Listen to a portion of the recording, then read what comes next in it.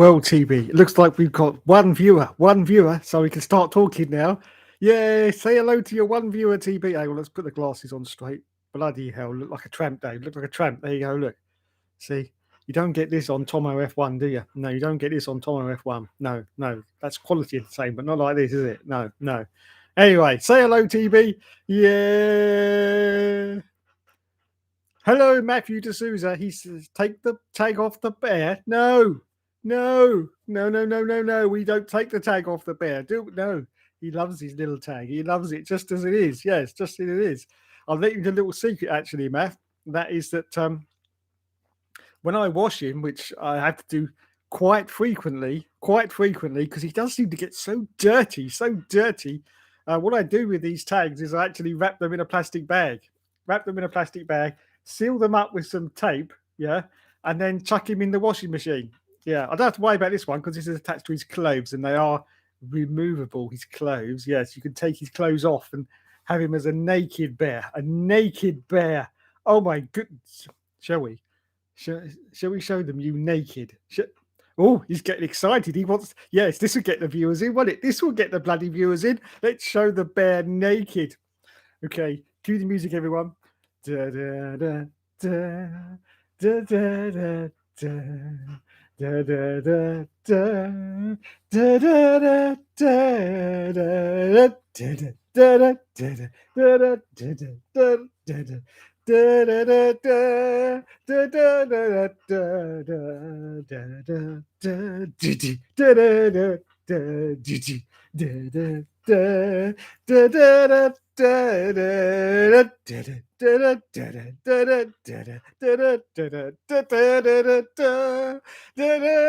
naked bear. Oh my goodness, naked bear, naked TV. Look at him. He's running free and wild. Look, oh, he's still got his shorts on. No, we can't go that far. This is YouTube. Yes, we can't have your shorts off on YouTube. No. Oh my goodness, that'll never do. Hello to the Bobster. I prefer that bat bear you once shot. We don't like Bat Bear, do we? No. TB doesn't like Bat Bear, but he likes being naked on YouTube. Look at him naked. Oh God, naked. Oh, should we pull his trousers off? Oh God, yeah. Come on, TB. Let's get these trousers off. You don't need trousers. Come on, Bear. Come on. Oh, he's got his little tail stuck in the back. Here we go. Oh yeah, let's get these little trousers off you. Oh God, I bet there's someone in California right now watching this stream in their plush Google offices, going, "What the fuck's going on here?" There we go. Come on, TV. Oh yes, look at that. Oh, TV's running free now. Look at, oh bloody hell. Look at that. Naked bear. He loves it. He bloody loves it. Look at him. Woo! You tinker. You little tinker. Oh, you just put your tag in me here. Hello to Jay Cartwright. Hello, Dave. If you hadn't noticed, 40 years ago yesterday, the best sitcom ever made was first shown. Only Fools and Horses. Oh, my goodness. Was it really 40 years ago? Oh, my God. Hang on. I need a little bit of libation. Yes. It's lemonade, so calm down.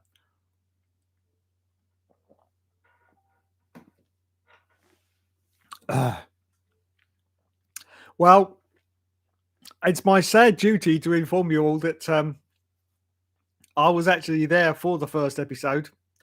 Yes, when it was first broadcast. So that's 40 years ago. What was that? 1981. 1981. Yeah, I was there. I watched the first episode and I remember thinking to myself, it's all right. Nothing special, but, it's all right. I don't think it's going to catch on, though, I can't see it going too far, but, yeah, it was all right. Oh, what an idiot I was. Yes. Oh, went on to be a cultural phenomenon, didn't it? Only Fools and Horses. Unfortunately, it did tail off towards the end in both terms of script and quality, but then that does happen to a lot of TV shows, unfortunately. And once the girlfriends and the wife started to turn up, it did actually it lost a little something. I'm not quite sure what it lost, but it did lose a little bit of a something there. So there you go. But in its day, only fools and horses. Yeah, it was quality entertainment. I remember it had about 20. It ended up about 20 million viewers or something, didn't it? And in the third season, that was when it really started to take off. Who remembers all those Christmas specials as well?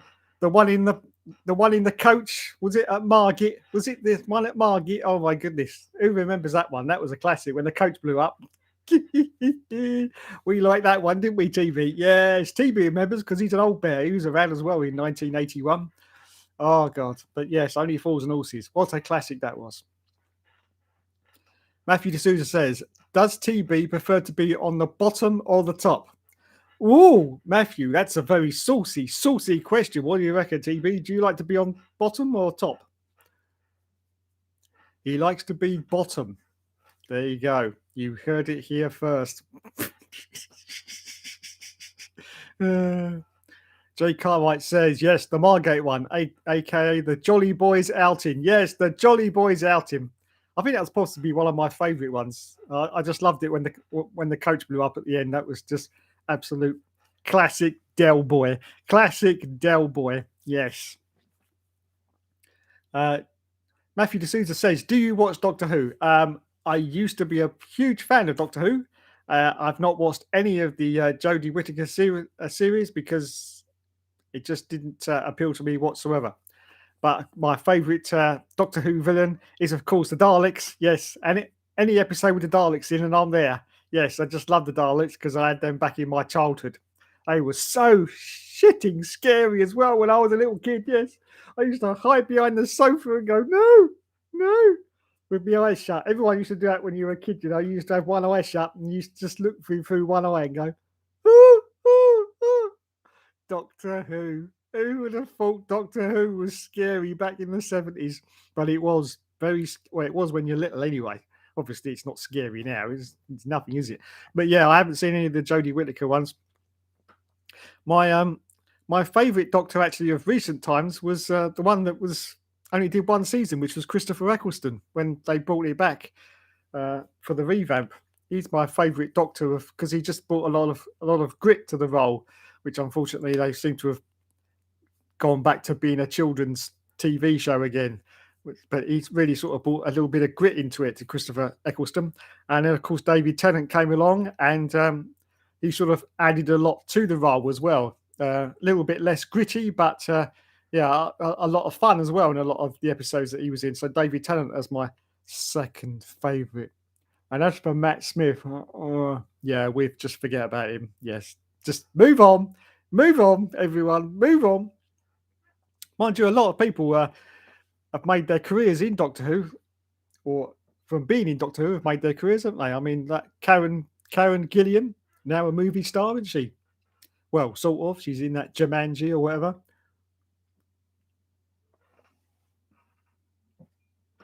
And there was lots of people that appeared in Doctor Who that went on to bigger things. Just like TB. Yes, just like TB. The New Year Dalek special was quite good, but the David Tennant series was decent. Yeah, I did actually watch the Dalek special one, even though Jodie Whittaker was in it, because I say I do love the Daleks. Yes, we love the Daleks. Yes, fascinating fact for you actually. Oh god, this is going to be so boring now, but I'm going to say it anyway. When I was really young, I was obsessed with the Daleks, so I used to make my own Daleks. Yeah. And if anyone knows what a bottle of fabric conditioner looks like, it's got a special cap on the top. Now, back in the 70s, that cap used to look just like a Dalek. So I used to make my own Daleks out of the top of the conditioner cap. Yeah, I used to have like little matchsticks for the plunger and for the gun and for the eye on the top. And it looked. Well, I used to paint it with the little black dots and everything, and it used to look like a bloody good Dalek. Bloody good Dalek, yes. And so that's what I used to do. Only unfortunate thing is that this bloody fabric conditioner used to last about 6 months, so I had to wait until it was finished before I could nick the top off of it. But there you go. And I ended up with quite a few Daleks. Now, I did have, and I'm very, very upset about this because I got rid of it, and I understand it's worth a fortune right now.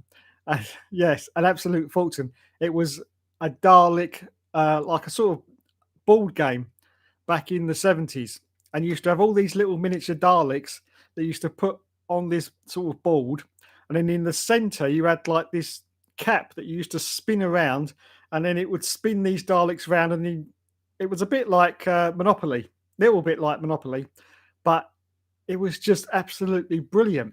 And unfortunately, most of the pieces broke, and I threw it away.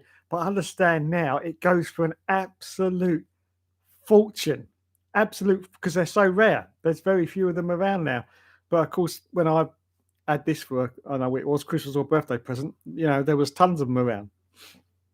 But yeah, I'm a little bit upset about that. But what can you do? What can you do? Not a lot, not a lot. But yeah, so I used to have this little Dalek board game, as you say, and I remember you used to spin it around, and the Daleks used to spin around, and if your player was right next to the Dalek, he would actually push you off the board, and you had to like restart again. I remember that. Yes, it was bloody good, bloody decent, wasn't it, TB? Yes, bloody decent. But unfortunately, it broke and went up into the sky of the skip, and that was it. And as I say, it's worth a bloody fortune now. I've had a look, and they've got a few on eBay, and oh my god, I don't like to look anymore because it's just too depressing. Wow, thank you. I've got 4 viewers now. 4 viewers, absolutely fantastic. I will eventually get round to some Formula One news, but as the title of the video says, go a little bit off topic, but then that's me. So there you go. Let's have a look at our lovely, lovely comments now. Doctor Who, not my thing, unfortunately. Yeah, I understand this, J. Carl. I understand. Yeah, it seems to have been for most popular for people, when they're in their childhood. So for me, like the 70s and the 80s, that was my Doctor Who period. But once it got to about the late 80s, well, it was cancelled in the late 80s. But once it was getting up to those final seasons with Sylvester McCoy, I'd sort of lost interest by then anyway. Mr. Samurai, hello, sir. TX90, Hookster swapped steering wheel for a teddy bear. Yes, yes, look at this. A teddy bear. Who would have thought I'd end up as a children's entertainer? Unbelievable. Unbelievable.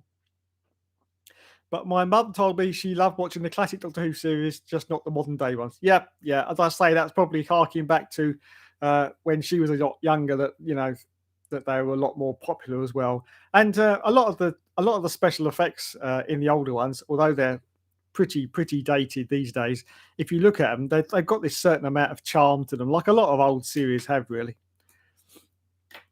Matthew D'Souza says, ever since Russell T Davies left Doctor Who, it was never. I quite agree. Yes, I quite agree. It has gone down in quality, and I think Jodie's leaving now, isn't she? So someone else is going to take it over. Hopefully they'll sort of give it another sort of reboot again, because it needs another reboot, I think, because they've just milked it for all they can now, and it needs to start again. I mean, it's nothing new. They do it with Tomb Raider every 5 or 7 years, don't they? So they can quite possibly do it with Doctor Who again. But are people really bothered about it anymore? I'm not quite sure. It's certainly not up there in the most popular TV series at the moment, is it? Hello, Mr. Jupiter. Is Teddy happy that Russell is in the Merc? Yeah, finally we have a Formula One question. Yes, Teddy is very happy that Gorgeous Jules is driving for Mercedes next year, aren't you? Yes, yes. Why is that? Okay, well, we can't say that on stream. No, we can't say that on stream. Just give everyone a little wave. Yes. Yes, so let's get to some Formula One news. Let's just have a look at the last 2 messages. And what are your thoughts on the situation? Yes, good. Before I say that, I just want to say that I looked at last week's predictions for the 1, 2, 3 at Zandvoort. Zandvoort, yes, that was a pretty decent Grand Prix. It wasn't very exciting, so it was more strategy than anything else. I'm not really keen on strategy races. I prefer, all-out racing. But it was a pretty decent. I just love lap 1 of Zandvoort. All the cars were like going everywhere, and I thought, wowzers, if this is going to continue all the way through the race, this is going to be fantastic. Unfortunately, it didn't continue all the way through the race, but there we go. So yeah, I did enjoy Zandvoort. So I shall get to look at this, everyone. I'm very professional, just like Tomo F1. I've actually written a lot of stuff down here. Look, written it all down. And yes, I did look at your predictions last week for the top three. And of course, the top three was Max in first place, Lulu in second place, and Valtteri Bottas in third position. Now, nobody got it right. A couple of mentions to a few people. Dominic Orlando predicted Max getting the win, which he did get right, but he predicted Lando Norris in second place. That was quite an outside bet, that one, but well done for that one. And Lewis Hamilton in third position. And Will F1 also got it right with Max in first. He had Hamilton in second place, so he got two right. Well done. But he had Carlos Sainz in the Ferrari for third place.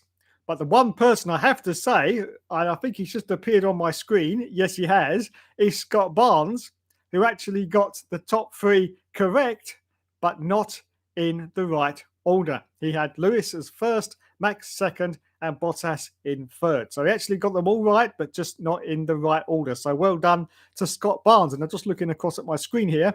And yes, he is in my chat. So there you go. Look at that. Live and interactive TV on the Hookster Talks. You can't get any better than that, can you? You can't get any better than that. So hello, Scott Barnes. Yeah, I'm very well, mate. Very well indeed. Matthew D'Souza says, what do you think of Christian Horner? Yeah, he seems quite a decent chap.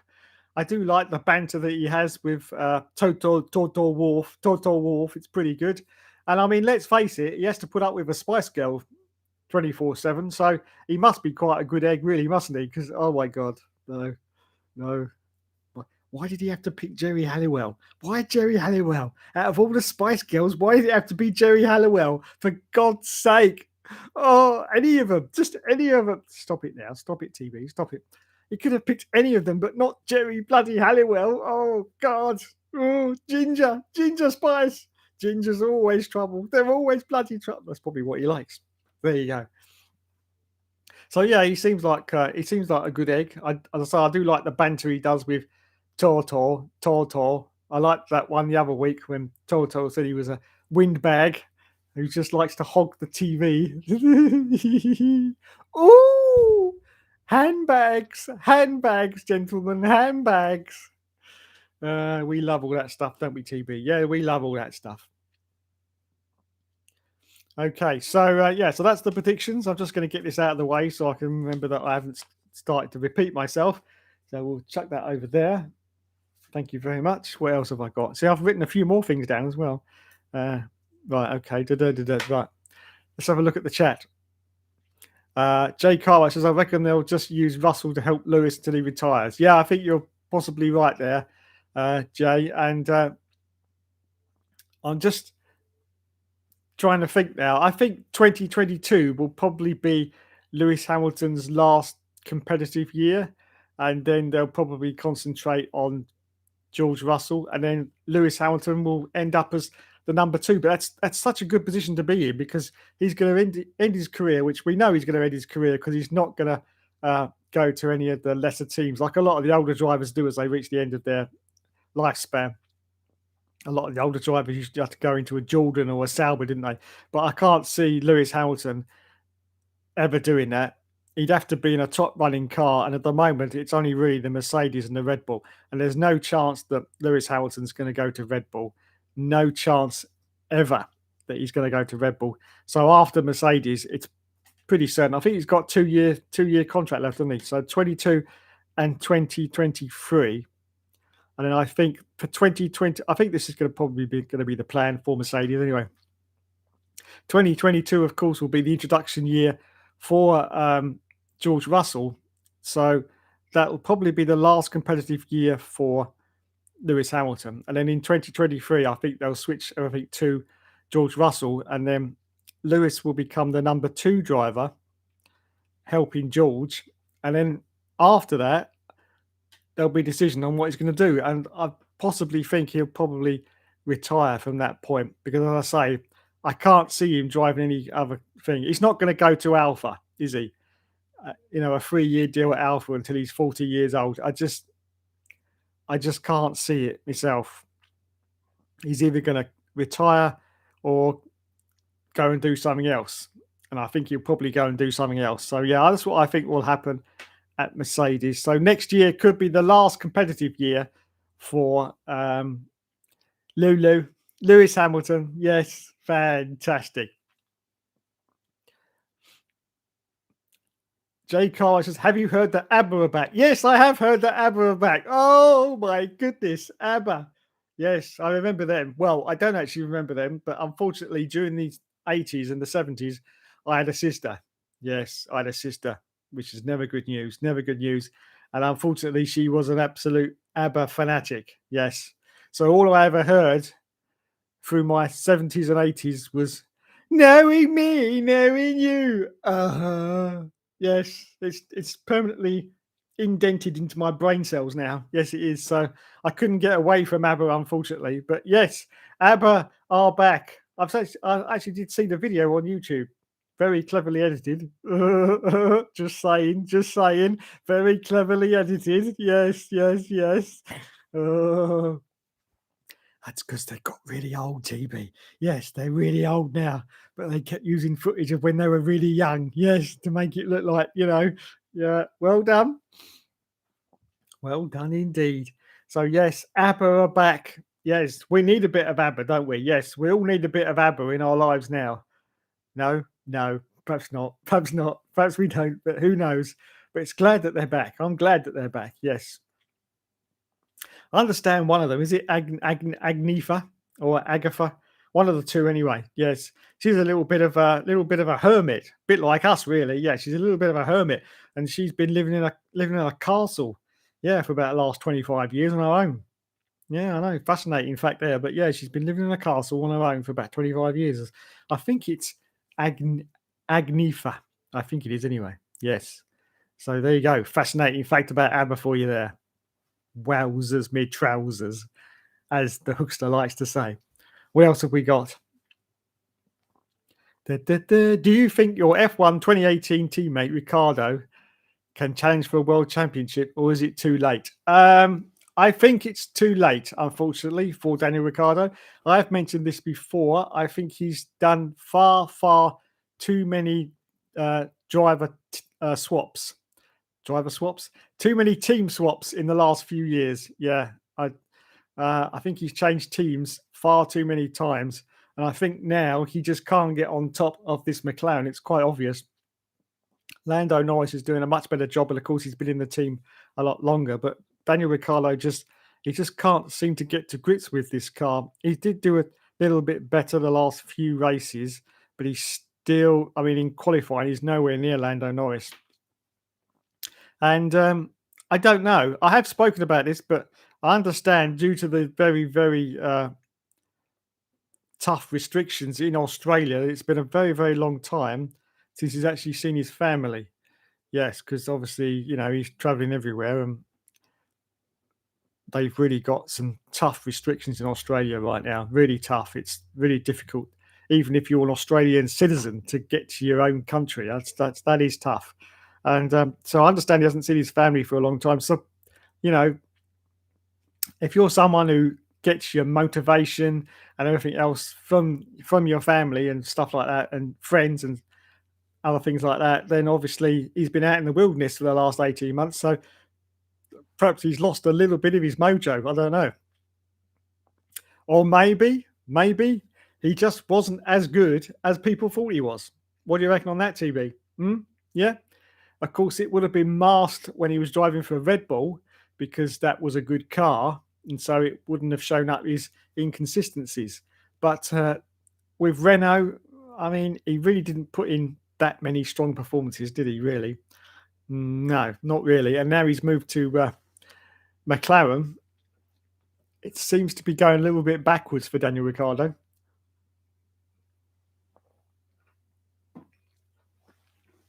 In terms of championships, I don't think that was ever on the cards, to be honest.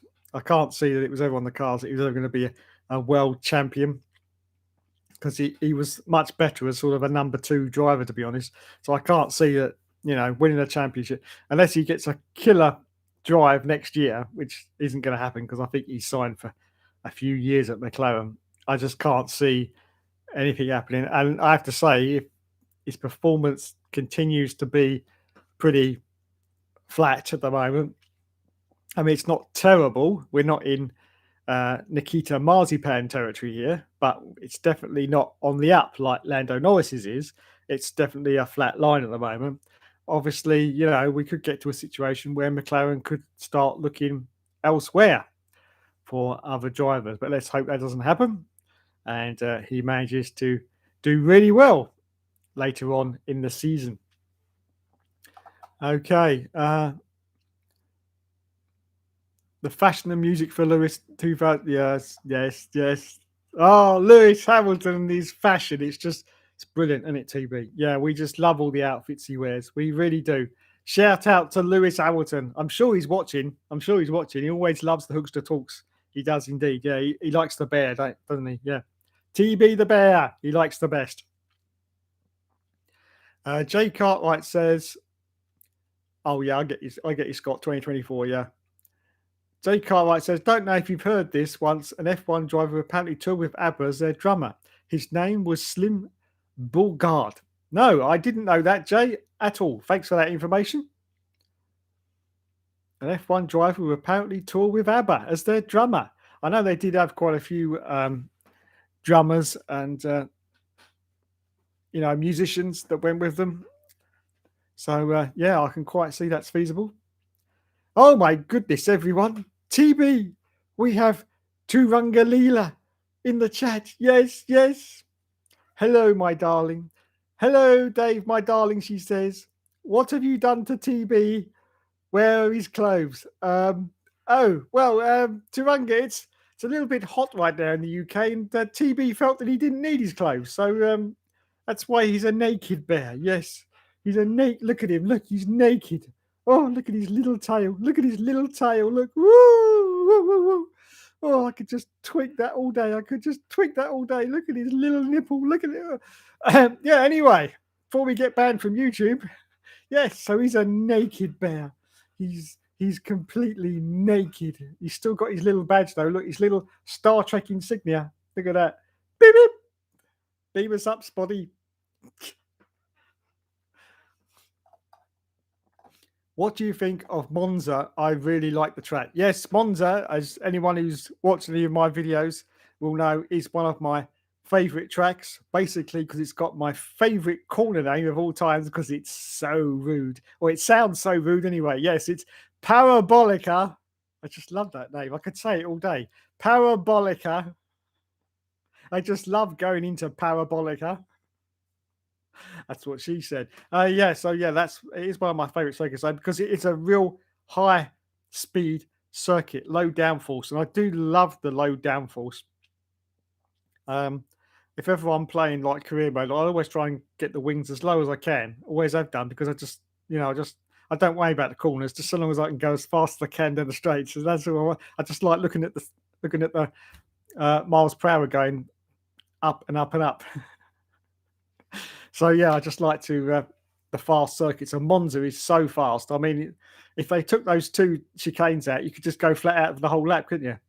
And that would be brilliant. But unfortunately, you can't because they've got to slow it down a little bit. So there you go. But yeah, so Monza is my favorite circuit of all. So yeah, I do love it. Is TB really a male? As I don't see a pit. Oh no, TB, someone's having a go at your sexuality now. That's not good, is it? No, that's not good. Yes, of course, TB's a male. Yes. And you can't see his little bits. You can't see his little bits because it's all black and the camera's not that good. But they are there. You just show them your bits, TB. Show them your bits. Come on, we'll get the camera up. Can you see them? You might have to go sideways. You might have to go sideways a bit. Hang on. Let me see if I can turn you around sideways a bit. Can you see his bits? Can you see him now? Can you see him now, Matt? Can you see his bits? Look, they're there. I say it's difficult to see because he's black, but look, there's his bits. Can you see it? Look, there you go. TB's penis live on YouTube. That's it. That's this video unmonetized. Say hello to everyone. He says hello. Hello, everyone. Yes, that emoji has quite possibly done everyone's emotions at seeing that bit. Yes, TB's penis live on YouTube. You heard it here first. You don't get that sort of quality entertainment on the Arava channel, do you? No. Or Tomo F1. No, you don't. Live on Hookster Talks, TB's penis. Yeah, look at that. I've just got 4 viewers just for showing your penis. Well, I think we just found our calling. Yes, just found our calling. On to OnlyFans now for TB's penis. Only £9.99. Yes. Oh, talking about money, please feel free to become a member. It's only now. This is bargain of the century. 99p a month. You can be a member of F1 Games PlayStation. Yes, 99p a month, and for that 99p, you get a badge next to every comment that you make, either on live streams or in my YouTube videos. Yes, you get a badge, and after 1 month of membership, yes, that badge changes to green. Green. I know. Bargain of the century. 99p. I did petition YouTube for only 50p, but they said no, 99p's the lowest you can go, mate. Your skinflint. So that's it. Yes, for 99p. So if you want to see a badge change color from blue to green, get your 99p's in right now. I do understand also, just want to clarify, that you can leave at any time, and apparently it's really easy to leave. You just leave, basically, and so you don't have to, be a member forever. And don't worry, even though I do check who my members are, and I check who my members are pretty much every 5 minutes, I won't get too upset if you leave. So yes, if you want the excitement of watching your little emoji change from blue to green, 99p is what you need right now. So get it in, everyone. Get it in. Even only for a month. Watch it change and then leave. Say, well, that was boring. Who cares? This is not OnlyFans. Oh, I know. I think we'd make a fortune on there. What do you reckon, TV? Should we go on OnlyFans? Yeah. Yeah. Oh my God. What games could we play though? What games could we play on OnlyFans with TB the Bear? I don't think it's worth talking about, really, because it could be bad. Hello, Mr. Will F1. Dave, what is really happening with the Hooksters super license? Oh, I have no idea. No idea. I haven't even made the video yet, so you have to wait until Sunday, Matt. Sorry, I have to wait until Sunday. I have no idea what's happening with the Hooksters super license. Do you? No. But you know what the FIA is like? Yeah, because we won it in 2 seasons on 2018, and they're not happy. Not happy. No. Got to slow us down a little bit. So I don't know what's happening. So there you go. Right. Back to the topics while we're here. So our talking points today are, of course, Kimi Räikkönen. Kimi Räikkönen is retiring. Oh, no. Yes, Kimi Räikkönen's retiring. And, of course, George Russell's gone to Mercedes. That's our other talking point. And, of course, just been announced, hot off the press, and I forgot to write it down, is, of course, Alexander Albon returning to F1 in the Williams. Well, I have to say, I didn't see that one coming, and I don't think anybody else did either. After being dropped by Red Bull, or should I say, moved sideways by Red Bull, I wasn't expecting him to return to Williams, but of course he's going to be taking over George Russell's seat. Now, I'm quite happy about that because Williams are just starting to come up a little bit, and of course losing George Russell is going to be quite an impact. So it's good that they've got another sort of good driver in there to try and keep that momentum going, because Williams they're doing quite well.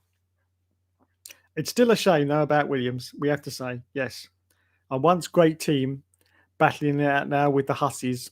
It's not good to see, but what can you do? What can you do? Not a lot. They had to do what they had to do, which was basically sell the team, because otherwise they would have had to have just got rid of the team like Tyrrell did. Yes, that wasn't good, was it, when Tyrrell left? No. So that was it. But yeah, they are doing a little bit better. Bottas to Alfa Romeo. Yes, Valtteri Bottas goes to Alfa Romeo. That I think is definitely a. I've had a few debates over this, but that I think is definitely a sideways move for Valtteri. Not that he was ever going to win a championship in the Mercedes, even though it's I mean, it's still pretty much the best car, isn't it? Really, overall, at the package, it's just that Maxi Boy is just getting so much out of that Red Bull that it's unbelievable. But I think the Mercedes is still sort of the top car at the moment. So yeah, unfortunately, Valtteri Bottas. I think it was because of Zandvoort when he got the fastest lap, and Toto went, "That's it." He did his Alan Sugar impersonation and said, "That's it. You're fired." That's it. You're fired, mate. Yes, when he got that fastest lap last week, I'll tell you what. When he came over the radio and said, Valtteri, you bought your fastest lap. And then it came up on the screen as the fastest lap. Oh, did I cheer? Did I cheer? I went, yes, finally, just as he's about to get chucked out of the cheat. I'll get it right in a minute. Just as he's about to be chucked out of the team, he grows a pair of balls. Does Valtteri. Yeah, just as he's about to be ousted from the team, he suddenly grows a pair of balls. I thought, brilliant. Why couldn't he have done that 3 years ago? But there you go. But then, of course, Lulu had to come in for that extra point because every point counts, doesn't it, for Lulu? So he had to come in and do the fastest lap just to take over from Valtteri. Oh, dear. Poor Lulu. So do you think Max is going to win the championship at the end? Well, I think he is. Let's put you down, TB, because you'll get a little bit hot now for me. And let's put you down over there a minute. There you go. So, do we think that Max is going to win the championship? I personally think that he is in a very good position at the moment, slightly ahead of Lewis Hamilton. I think it's going to be a tough fight, but yeah, I do believe Max Verstappen is going to win this year's championship. Look at that! I put TB down, and the viewers drop. Oh no, they're back up again. I should just bring him on every 30 seconds. TB. So yeah, I think Max is going to win this year, and Lewis will have another of his 2016 years, like he lost to Nico Rosberg. But what can you do? What can you do? The Tiffy still absolutely has to be dropped for 2022. Yeah, he hasn't been very good, has he? I have to admit, the Tiffy, not very good. He's been completely outshone by Gorgeous George, but then, of course, I think he would be because, George has just got a seat at Mercedes. So he didn't do that just on the fact that he looks gorgeous. And that's not me saying that. That's what everyone calls him, isn't it? Gorgeous George. I mean, that's not me at all. No homo here. But that's what everyone calls him, isn't it? So, yeah. But Latifi, yeah, he needs to go. I'm surprised Albon is back. Was expecting Nick De Vries to join. Yeah, I was surprised that Albon came back. That sort of came from completely left field. That did. I thought Albon was gone completely. I don't even know what he was doing. Was he in the young driver program or something, or the reserve development driver program? I don't know. Something like that. They seem to not actually get rid of them these days. Just give them another role, don't they? I only wish that they would put Mick Schumacher in the Alfa Romeo. Yeah, I'd like to see that. I'd like to see Mick Schumacher. They need to split those two up between him and Marty Spin because it's getting well out of hand now. Some of the comments that some of the comments that Marty Spin is saying, nothing to do with Mick Schumacher. Mick Schumacher seems to be very quiet about the situation. But Marty Spin's comments are getting a little bit over the top now. So, yeah, I think they need to split those two up and separate them and put them in different teams. What is your favourite driver nickname you made? I don't know. I've done so many now. I mean, God, I'm just trying to go through the list of them. Well, there was Oliver's Penis, wasn't there, for Olivier Panis. So Oliver's Penis was one of those. That was one of my favourites, mentioning that. But of course, I know which one you're alluding to, and that is of course, the most famous one. I've just forgotten his bloody name now. Go on, you tell me what his name was, and then I'll do the little catchphrase. What was his name? I've forgotten it because I'm trying to talk and remember at the same time, and that's far too much for me to try and remember. So you tell me what his name was, and I'll do the thing. I can't remember. It's just completely. No, it's gone out of my head. It's gone out of my head. There it is. There it is. It's Brendan. Thank you, Mr. Will F1. It's Brendan Hartley. Yes, here we go. Here we go. So gay. So bloody gay. I do love that one. That's probably one of my favourites. But there's been sort of favourites as I've gone through the all seasons, going through the different drivers. Of course, I've got a Russian friend. His favourite is, of course, the way I say Fernando Alonso. So he loves that one. So yeah, that's pretty decent. But yeah, I have to say, the Brendan Hartley, yes, it's just one of my favourites. One of my favourites. And in this modern day and age of snowflakedness, because it's just everywhere now, isn't it? The way they keep deleting stuff. It actually reminds me a little bit of 1939, the way things are getting deleted. Yes. Oh, that's controversial. I know, very controversial, but I've said it now. But it does remind me a little bit of 1939, the way that things, that have been in popular culture for a very, very long time are now actually getting deleted because they're offensive now. They're offensive now. Just stop it, okay? Just stop it. The past is the past anyway. You can't keep rewriting history by removing stuff and saying, "Oh no, we can't do it now. I can't do it now." That's just ridiculous. Oh, the messages are going up thick and fast. I've got to actually rewind a little bit here. Hang on. What have we got? Will F1 says Bottas should have gone to Williams. Really, I have a feeling Alfa Romeo will be awful next year.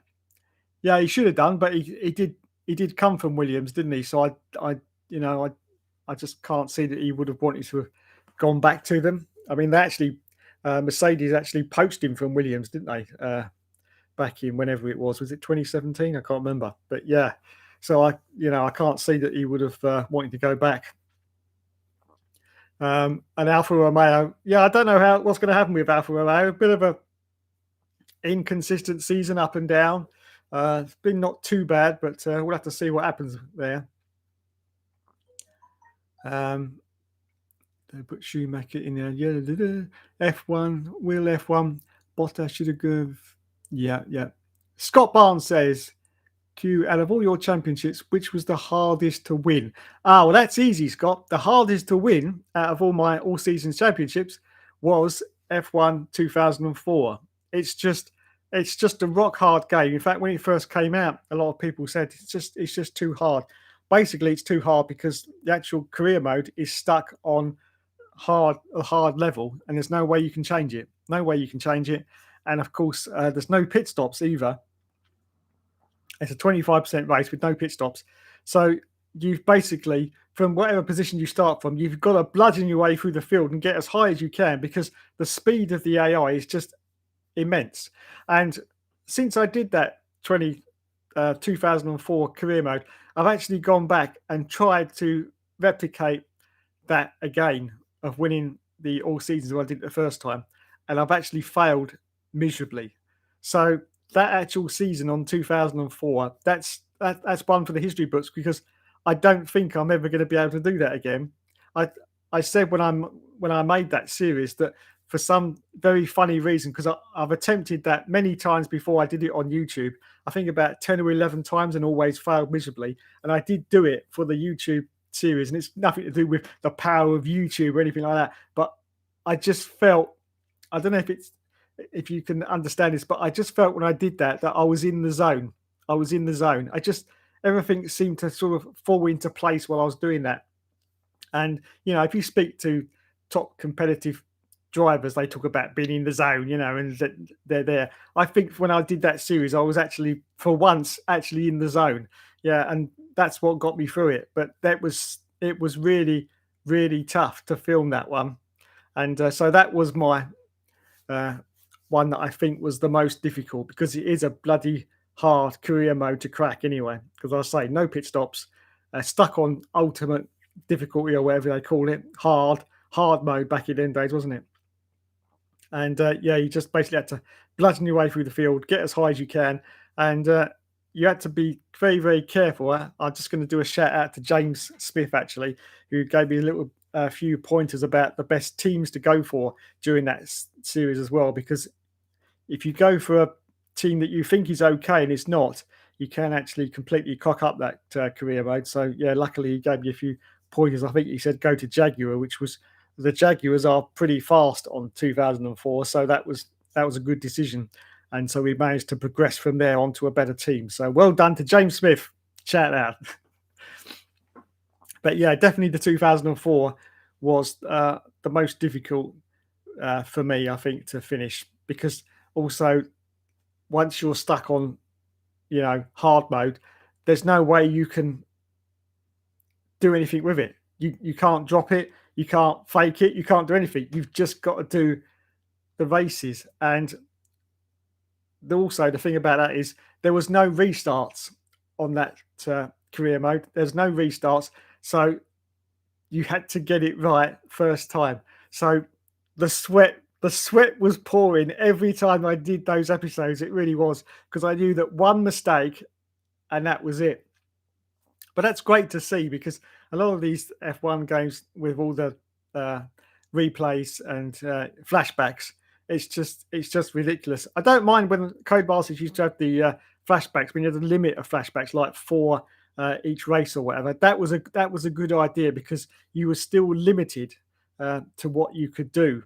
But nowadays you can just have ultimate flashbacks. And I know you can limit it even with the modern F1 games, but why would you, when you've got the option to have ultimate flashbacks on? Nobody's going to put it on limited. There's no point, is there? Have it on limited so that you can't change it. That's what you need. So yeah, that's a good option, I think. Let's have a look what we got. The moaning Yorkshireman. Oh wait, I finally got to you. Oh dear. Oh, I'm getting cramp here. Let's have a little bit of libation. Hello, Mr. Josh Stocks. I'm glad you're here, actually, because over the coming weeks, I'm hoping to expand the Hookster Talks. Yes, I'm hopefully going to get some guests on as well, if I can. But I've got to work out the technology, because this is quite simple, because all I'm doing is streaming through my webcam. But I'm hoping to get some guests onto the show to talk shit for an hour and a half or whatever. And I'd like to offer a personal invitation to Mr. Josh Stocks. And before everyone else starts going me, this invitation is open to a lot of people, not just Josh as well. But as Josh is just here, I'm just saying about it now. So a personal invitation, if you'd like, on a future episode, if I can sort out the technology. If I can't, then we won't. Yeah, if I can sort out the technology, I'd like to invite him on to a future episode of the Hookster Talks, where we can just basically talk shit for an hour and a half. Yes, why not? So there you go.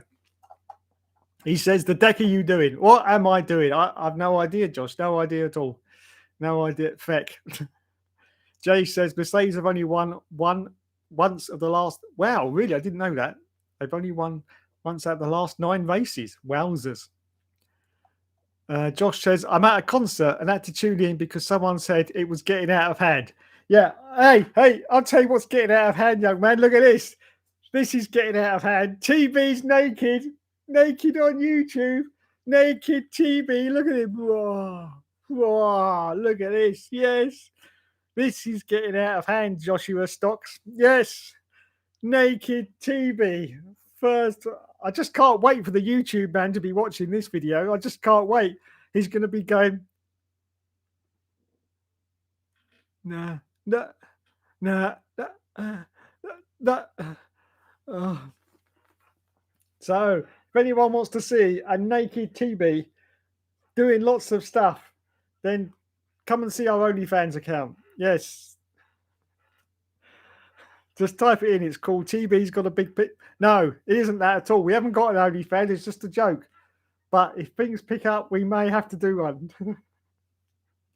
because we need the money. Put you down there.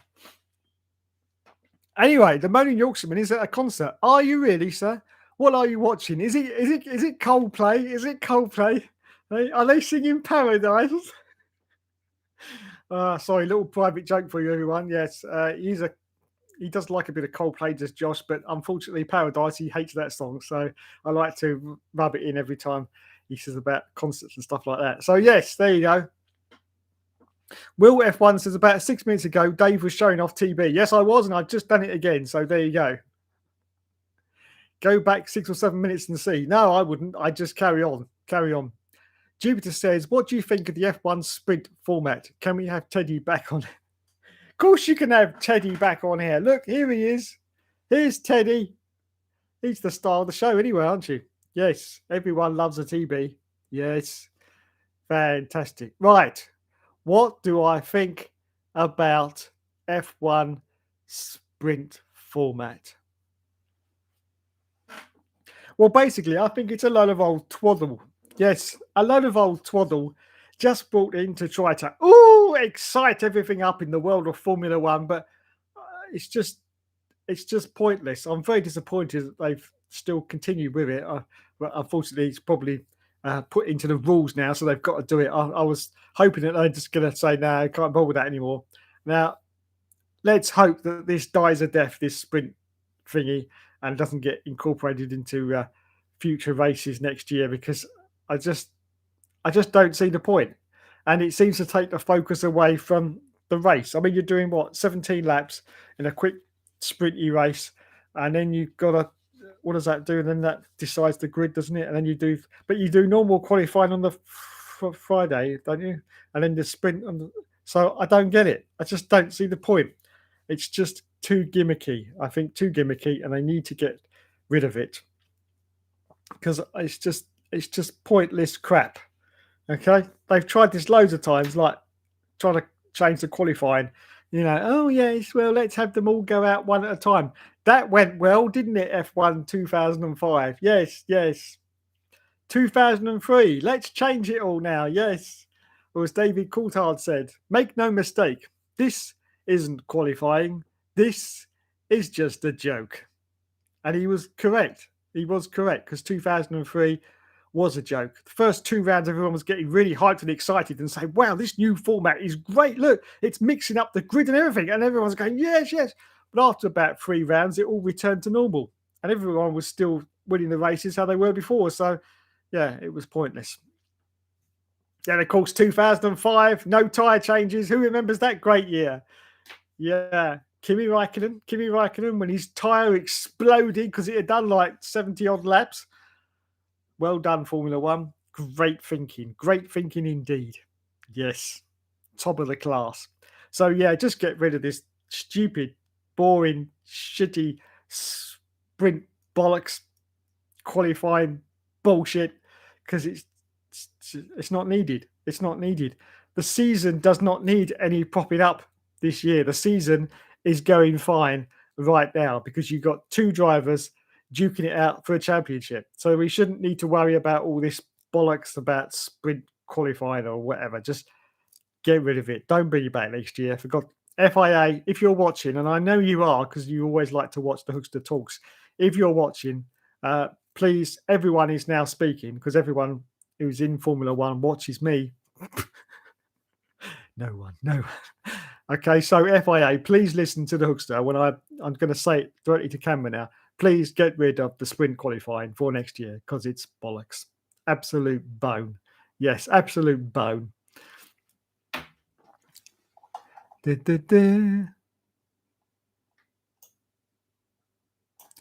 Jay Cartwright says, I hope Verstappen wins the title. Yes, I hope Verstappen wins the title as well. And no, it's not because I don't like Lewis Hamilton, because I don't ever say, I hate any of the drivers, really. I'm pretty indifferent. I used to have some drivers back in the day when I used to really support, but these days I'm not really a fan of any of them. I just, if they do well, they do well. But yeah, so I think the best idea is if Max Verstappen wins the championship this year, because then it will make Lewis Hamilton really want to fight a lot harder next year.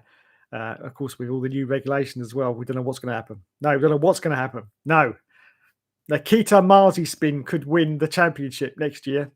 No, seriously, he could do. Yes, because as anyone knows, Haas had just completely gave up on the development of their car for this year. They said, no, can't be bothered. In fact, I think it's still last year's car, isn't it? The 2020.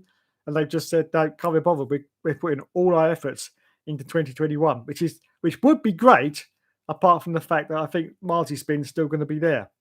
Now, I mean, that would be a great idea if they had some great drivers there, but yeah, still got Nikita Mazepin, so that's not going to work at all, is it? Oh my goodness, it's the plant pot in the stream. Joseph David Plant Pot. Hello, sir. Hey, TB. He's going to want to see TB because it is his favourite, TB, isn't it? Here he is. Here he is. Joseph is to give him a wave. See, he likes you. Get your tag out of me face. He likes you, Joseph. Look, all this animosity. It's just pointless because he loves a bit of Joseph. Yes, he does. Yes, he does. Should we tell him he's got a picture of you? Shall we? Yes. Yeah, he has, Joseph. He's got a picture of you up on his wall. Yes. Which he likes to play with himself. So there you go. There's no need for all this animosity because he loves you. He loves you, Plant Pot. He really does. Yes, look at him. Look. Giving you a little strokey wave there. Little strokey wave. Okay, let's put you down now. Let's put you down. Brendan Hartley. Brendan Hartley. Yes, yes.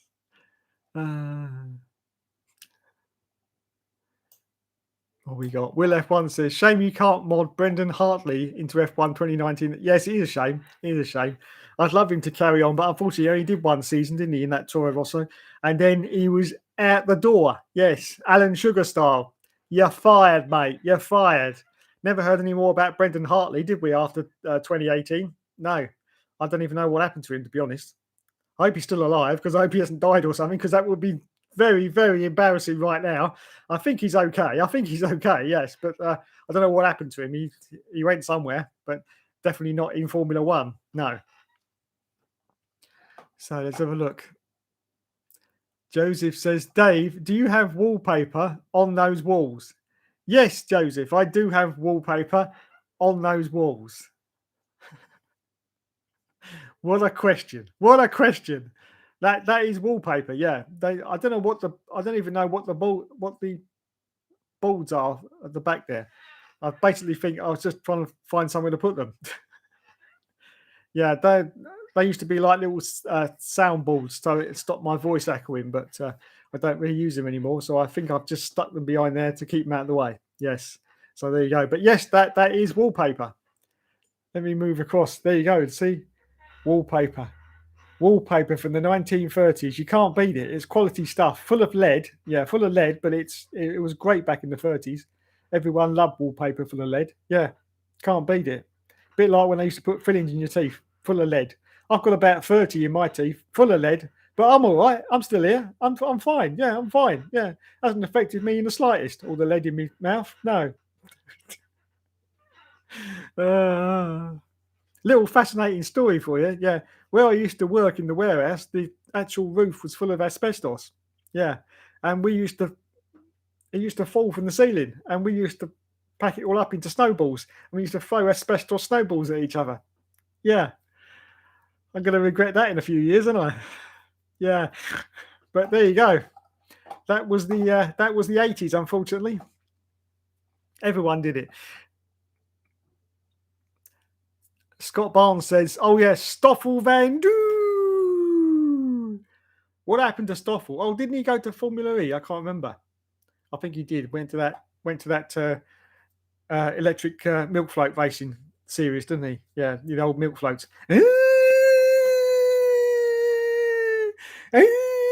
I love electrics. I do. I love electric racing.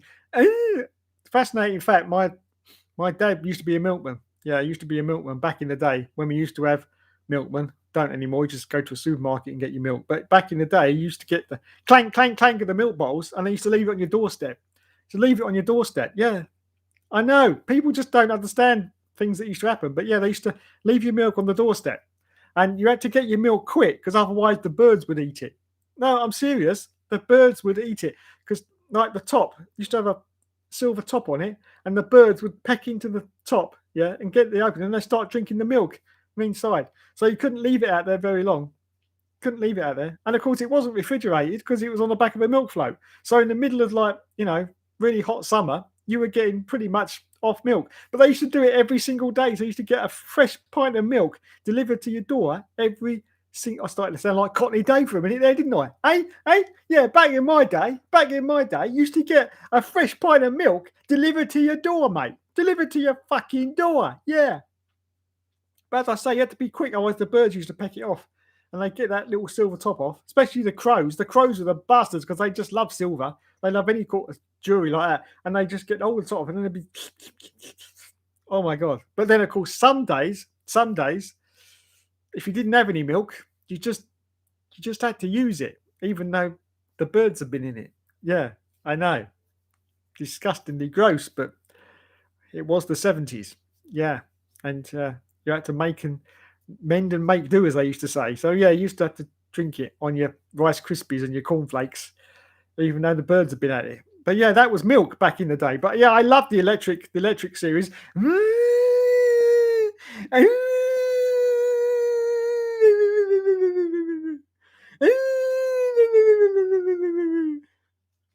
Do you like that? I think it's pretty good impersonation of the electric series. Wow, yikes, Davey. Yeah, that's me. That's me in a nutshell. Yikes. Will F1 says, hopefully Nick de Vries will get the Alfa Romeo seat. He might do. That hasn't been announced yet. Or are they going to stick with Antonio Giovinazzi? Yes. He sounds Italian, doesn't he? He's probably not, but he sounds Italian. Is he? I don't know. I can't remember. Antonio Giovinazzi. Yes. I don't know if he's going to stay or not. They might get rid of him. Will F1 says, or Callum Elliott, but he might be heading towards IndyCar permanently. Interesting. Jay Cartwright says, I was playing F1 Championship Edition again, forgot how hard it was driving in the rain. Yes, that game was very hard in the rain. Do you remember all the spray you used to get on your visor as well? I honestly don't think that's been replicated even in the Codemasters games, isn't it? The amount of spray you used to get on your helmet. I mean, I know there's, like the latest ones, 2020 and 21, the rain effects have been vastly improved, but I still don't think they had that amount of spray. It was just great, but as you say, hard at the same time. But yeah, it just annoys me that a game made in 2006 is still in some regards better than the latest games out now. But there you go. Oh my goodness, we've hit 9 viewers. No, that's it. Bring back the TB. Here we go. Naked TB. Look at him. I'm naked. And you can't see my penis because it's hiding behind all my blackness. Yes, look at that. 9 viewers, everyone. 9 viewers. Naked TB. So you just don't get this quality entertainment on Tomo F1, do you? No. You don't get it. You just don't get it. Or, however, all that nice Mr. Benjamin Daly. Yes, Tiamat Marduk, or whatever his name is. I don't know. No idea. Yes, now that's quality entertainment. Not like this. No, not like this. That's quality. I always watch all of his videos. Yes. Anyway, let's put TB back. We got some more questions. Will F1 says, what was your easiest championship then, Dave? That was easy. Will, thanks for asking. F1 05. Yes, unfortunately, after the really, really hardness, and it was rock hard of F1 2004 or F1 04 to give it its official title because they dropped the 0 out of the middle of it. Yes, they dropped the zeros. They took 2 zeros away, just called it F1 04. just to be cool and trendy. Yes, just to be cool and trendy. Yes, so it was F1 05. Unfortunately, because the last one was so hard, they decided, oh, we better make this one a little bit easy, but they went too far and the game was just so easy. You could win the championship in the first season in a Minardi, and that was starting at the back, not qualifying. It was just so disappointing because that game was really, really good. The graphics for PS2 was just brilliant. I don't know if you remember in the right-hand corner, you had the speedo, and the intricacies of that speedo was just brilliant. It really was. The way the revs would go up to, I think it was like 22,000 RPM or whatever. It was just brilliant. It really was. And so that was a great game, but unfortunately just so bloody easy. And people just stopped playing it pretty quickly because there was nothing else you could do. There was nothing you could do to make it any harder apart from turn all the aids off. But that's you can still win it. You could still win it pretty easy, you know, a midfield car.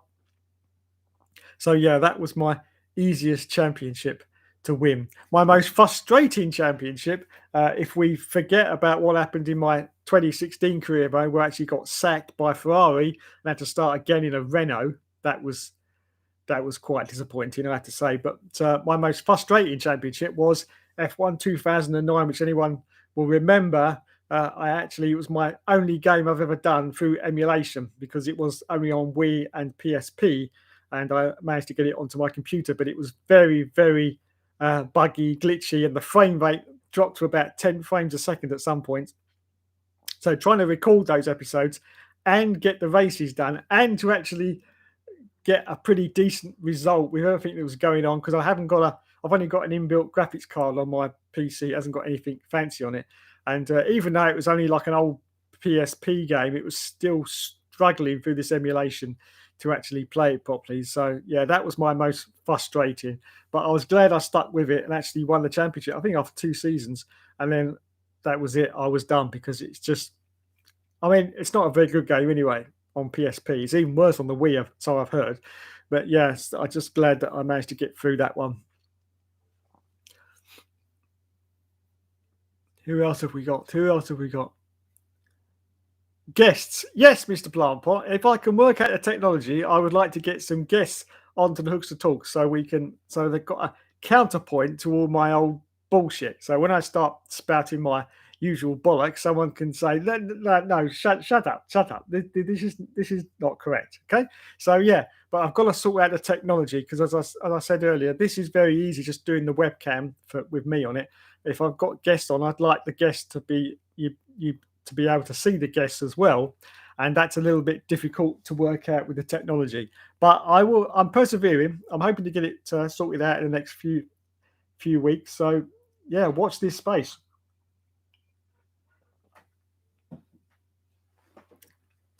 It's all to do with the fact that if I get guests on, I've got to go through some streaming software to actually get it to work, so that you can actually get 2 streams running at the same time. So there'd be me here and there'd be someone in a big square sort of there as my guest. Yeah, we'll have you in a big square there. Of course, if it was Joseph on the show, I'd have him as a little square there. Yes, just for shits and giggles. Everyone else can have a big square there. But this is Joseph, he gets a little square there.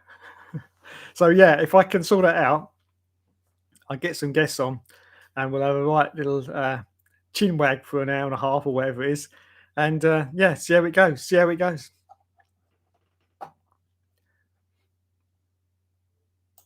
Matthew D'Souza says, do we get free McDonald's if we are invited onto the Hookster Talks?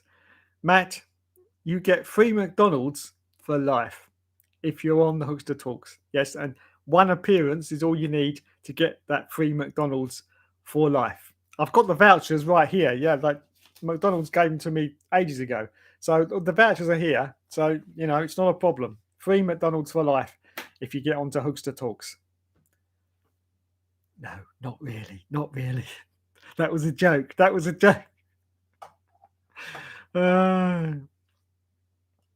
Joseph Blanpot III says, my speaking fees are very reasonable, Dave. They are. Oh, that's good to know. Because my actual paying out fees are very reasonable as well. Yeah. You write down so we can, come to some kind of arrangement here. So this, let me fold that over there.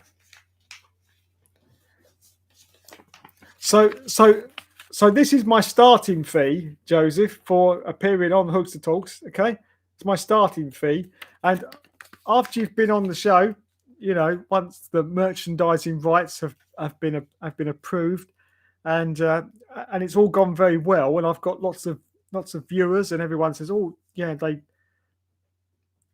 loved it. This is my finishing fee, which I'm sure you'll agree that's my finishing fee for completion of being on Hookster Talk. I'm sure you'll agree that's very, very generous, very, very generous offer. So there you go. I'll wait to hear from you via email. Yes, if you want to appear on Hookster Talks. Joseph says he's resorted to exploiting the bear sexually. Me exploit TB sexually? I don't know what you're talking about. We don't do things like that, do we, TB? Oh, you big sexy bear.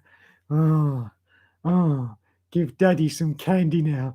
Oh, oh, oh, oh, oh, oh, oh. Hello, Mr. Google man in California watching this video live stream right now. How you doing? No, I wasn't completing fellatio on a bear. No, I wasn't. No, just cuddling, nothing more, just a little cuddle. Yes. Put you over there, TB. Real Life One says, oh God, can someone remind me how Dave is still on YouTube? I've no idea. I've absolutely no idea how I'm still on YouTube. I don't get it, Will. I just don't get it. No. I haven't got a clue, but I'm still here. Jay Cartwright says, I agree. The sprint qualifying is pointless. Don't know if it'll come back next year. Hopefully it won't. And Will F1 says aggregate qualifying. Yes, just horrible. Jay says, I still remember the rubbish from the start of 2016. Every 1 minute, 30 seconds, the slowest driver get. Oh, God, yes. Now, that didn't last very long, did it? Thankfully, in 2016, yes, the aggregate quality. I mean, just who in their. Calm down, Dave, calm down. But who in their right minds even thought of that idea? Aggregate qualifying. Who, honestly? Oh, it was just terrible. Absolutely terrible. And thankfully, they got rid of it very, very quickly. I mean, Codemasters didn't even include it in the game, did they? 2016 didn't even include it because how long did it last? There's only one. It's only the first race, wasn't it? Wasn't it just Australia? I can't remember. But yeah, it was just like the worst idea for a qualifying format you could ever have. Yes, and there's been some bloody stupid ideas, but that was up there. That was up there with the worst. Really was. Will F1 says, wowzers. Yes, wowzers me trousers. Tomo F1 is absolutely certain Sir Lulu of Lucelot will get boring 8th championship. Really? Right, okay then. I'd just like to say a special mention to Mr. Tomo F1. All right, mate. I'm sure you're watching because he always loves the Hookster Talks. Yeah, I'm sure he's watching because, he needs to get a few more tips that he can write down for his future videos. Yeah. Oh, I didn't know that. I'll write that down. I can steal it. Okay. And we'll steal that one as well. Yeah. Now, what else can I steal off of Google? Oh, and Wikipedia. Oh, yeah. Write that down. Write it down for later. Yeah, I love Tomo F1. I really do. I love him to bits. I do. Yeah. I love the way he pretends he's a London boy. He's probably from Essex. Yeah, but he's like, all right, geezers. All right. You all right? Yeah. It's me. It's Del Boy. Yeah, it's Del Boy. He's from Essex, really. You can tell in the accent. He's from Essex. He's not from London. He just pretends he's from London to be cooler. Yes, you can be with the Veloci lot, can't he? And Arava and all the rest of them. Yeah, because I'm cool cats. I'm a cool cat. He's not. He's from Essex. I recognise the accent. Yes, Essex is just up the road from me. Yeah, it's just up the road. Just literally that direction. About 10 mile away. That's all it is. 10 mile away. I can recognise an Essex lad. No problem. So, yes. So, Mr. Tomo F1, listen to Hookster Talks when I tell you that this year Max Verstappen is going to win the World Championship. There you go, everyone. You heard it here first. Please feel free to make a clip out of this video. There's a little scissor icon that appears, I think, after the video has been processed, and you can make your own clips out of all these videos. Why on earth you'd want to, I've no idea, but YouTube's given you the option to do that. So yeah, feel free to make a clip out of that last sentence when I said that Max Verstappen is going to win this year's World Championship. There you go. Martin Bundle believes Hamilton will end up with 10 championships and 150 wins. 10 championships. So this year he's going for his 8th. 9, 10. That's 2022, 2023. Well, I'd just like to say, Mr. Martin Bundle, I think you're talking out of your bottom, sir. There's no way Lewis Hamilton is going to win 10 championships. That's not going to be possible. No way, Jose, is he going to win 10 championships. I think, to be honest, he's going to be very hard-pressed to win number 8.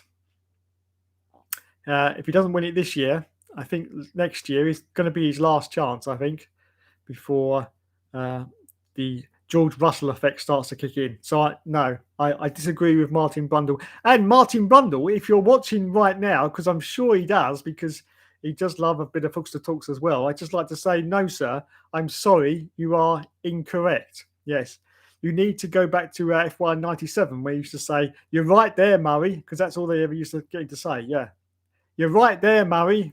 Couldn't think of anything else to say, could old Martin. I do love Martin Bundle. In fact, yes, very good indeed. Very good indeed. But on that point, I'm just going to say, no, you're wrong.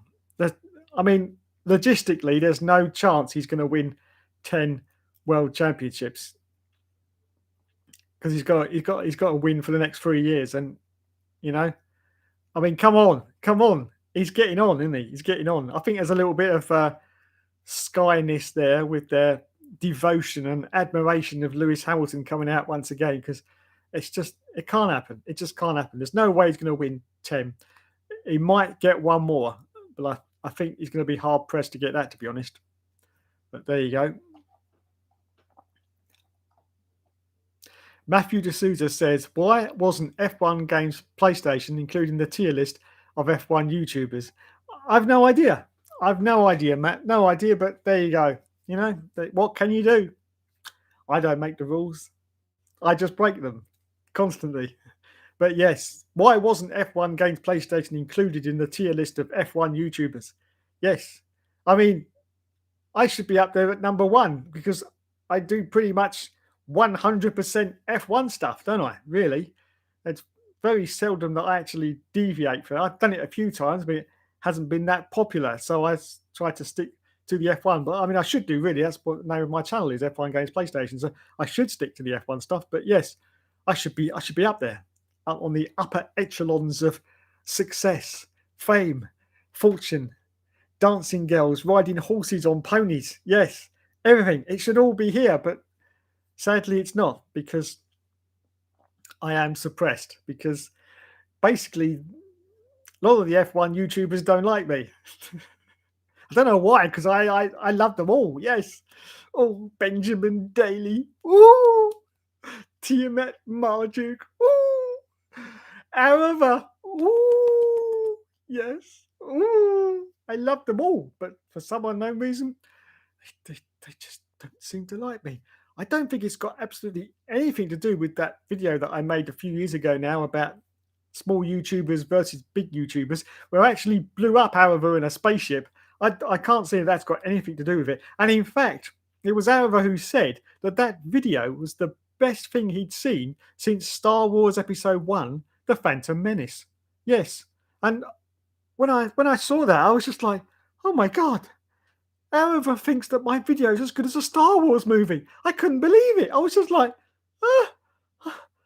Now that's admiration. That is pure admiration right there. And we've got 11 viewers.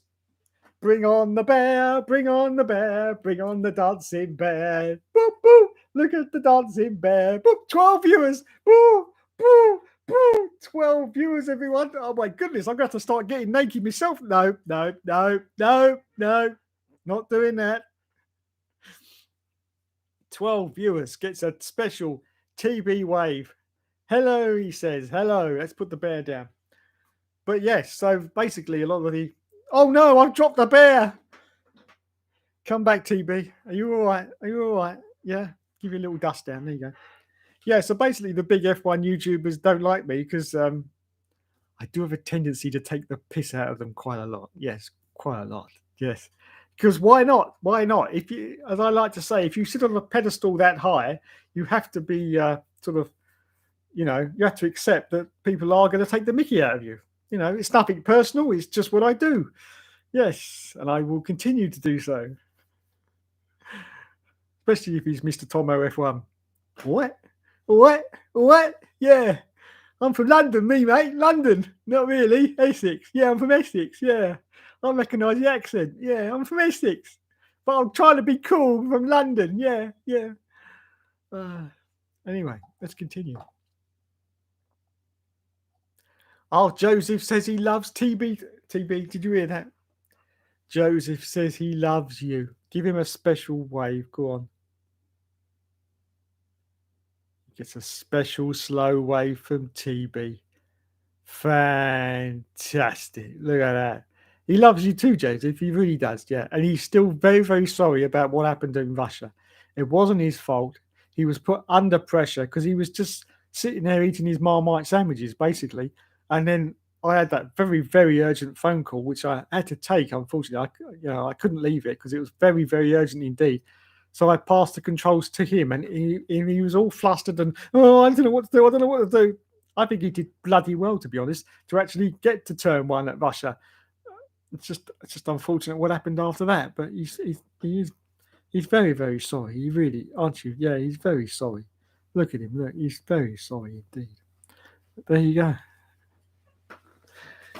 Go over there.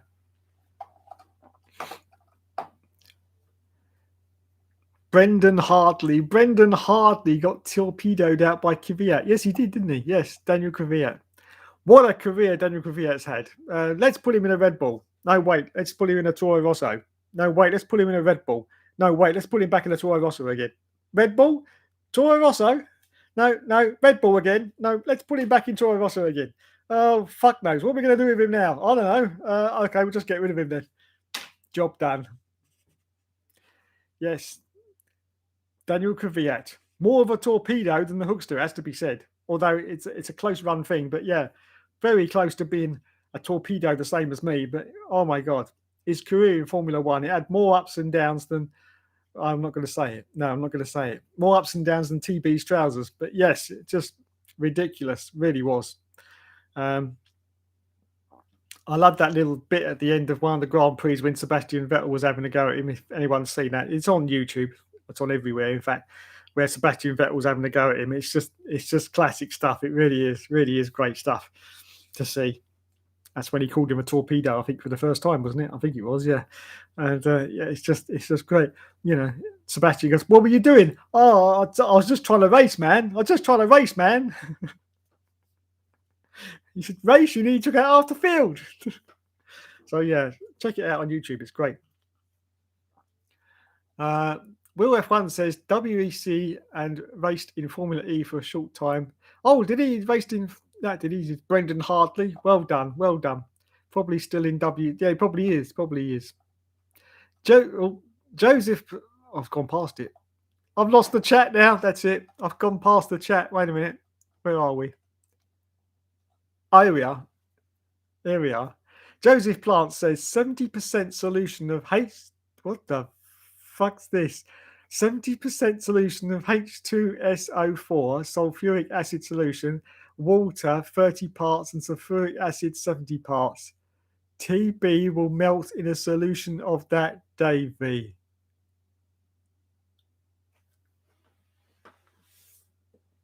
GB! Joseph's being naughty again. Yes, he is. He wants to dip you in acid. That's not good, is it? I'm sure you wouldn't like acid, would you? No. Nasty, nasty plant pot. Look, and he's waving to you as well because he wants you to forgive him. Nasty plant pot, wanting to dip him in sulfuric acid. That's not good, is it? No. Shall we hit the block button? Shall we hit the block button? Oh, no, we better not. We better not. He'll only start crying. Scott says, would Cockney Dave be part of Hookster Talks? Well, unfortunately, his appearance fee is quite a lot these days, as old Cockney Dave, because, you know, a lot of people love him. So I think he'd want quite a lot of money. What do you reckon? What do you reckon, Cockney Dave? Do you want? Yes, mate, I fucking would want a lot of money. There you go. Now, here's a fascinating fact for you. If anyone's sort of seen those Cockney Dave videos when he's actually talking to me, I'll actually tell you how I do that. A lot of people thought, oh, I just like clip the audio clips together, but that's way too complicated. That is and takes too much time. So when I was doing the Cockney Dave actually talking to me, yeah, I can't actually touch the microphone setup because otherwise I'm going to disturb it. So I'm going to have to leave it. But I'm just going to demonstrate. So I basically used to move back in my seat when I was Cockney Dave and then come forward again when I was talking as me. So yeah, so I used to say, oh, so what do you think about that, Cockney Dave? Well, I think it's a lot of old rubbish, mate, isn't it? A lot of old fucking bollocks. And then I used to come back like that. And so you sort of had this sort of difference in sound level. So you'd think that, you know, it was, but it wasn't. It was just me being a buffoon and doing it all because I do it all here. Yes, it's all controlled by me. And what's inside here? Which is lots of stupid shit. Yes. So there you go. That's how Cockney Dave comes into fruition. Yes. But he's over there in the cupboard right now. All right, Cockney? All right, mate. How you doing? Oh, I'm doing okay. How are you? Oh, I'm fine, mate. Absolutely fine. Will you let me out of the bloody cupboard?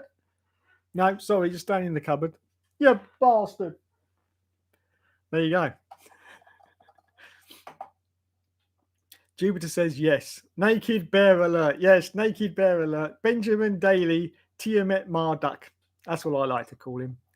Oh my goodness, we've got Mr. Poochie Head. He's a joiner. Yes, he's one of our members, and he's got his little blue thing, and he's doing the Jesus emoji. Yes, if you join, you will get that Jesus emoji. That took me ages to make as well, absolutely ages, because it's complicated. It's complicated to make this stuff.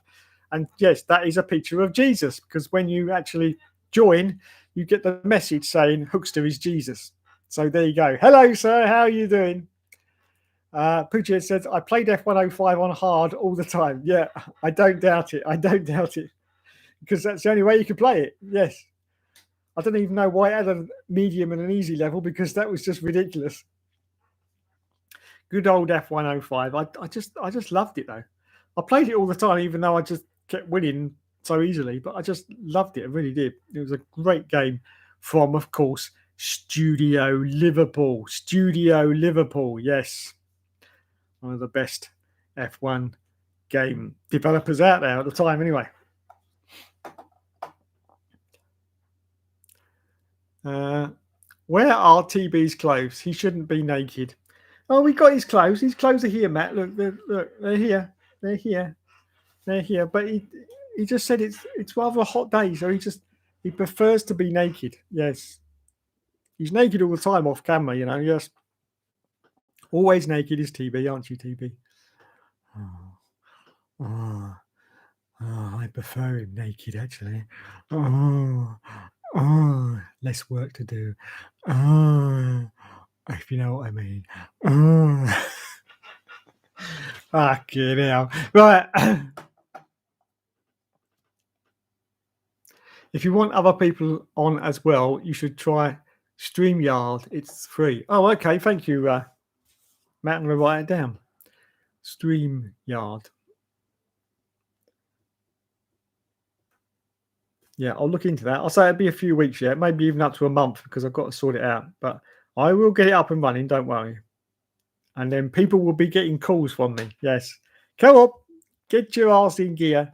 We're doing a live Hookster Talks. Little plant pot. Yes, little plant pot.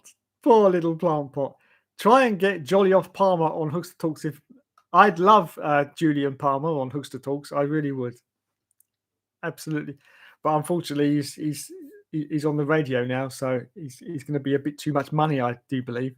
I don't think the YouTube budget can stretch to Jolly Off Palmer, but I don't know. Maybe we'll get a sort of impersonation of Jolly Off Palmer on Hookster Talks at one point. Who knows? That may be a thing. Maybe a thing. Tomo F1 got Johnny Herbert on a live stream. Did he? Did he indeed? Well, good luck to Tomo F1. That's what you need. If you're doing a live stream, you need Johnny Herbert on it. He was a great guy and such a personality as well. Very good, very good. I didn't actually see the live stream. I might have to go back and watch that because I do love a bit of Johnny Herbert. Jay Cartwright says, what the fuck? That's probably what I should entitle all of these streams, to be honest. Poochie Head says, is it me? Is it just me or is Dave 20 minutes behind? No, it's me. I'm 20 minutes behind. Yes, 20 minutes behind. Thank you, Mr. Poochie Head. Jupiter says, yes, you. Joseph Plant says, I think I'm going to need therapy. I think you are, Joe, after watching any of my streams. In fact, any of my videos, I do remember that you do keep bringing up the Carmen Jordan video of me when I was in that dungeon. That's a particular favourite of a lot of people. In fact, lots of people keep mentioning that. In fact, that video, I don't see what the problem is myself. That one with me in the dungeon, but you know, there you go.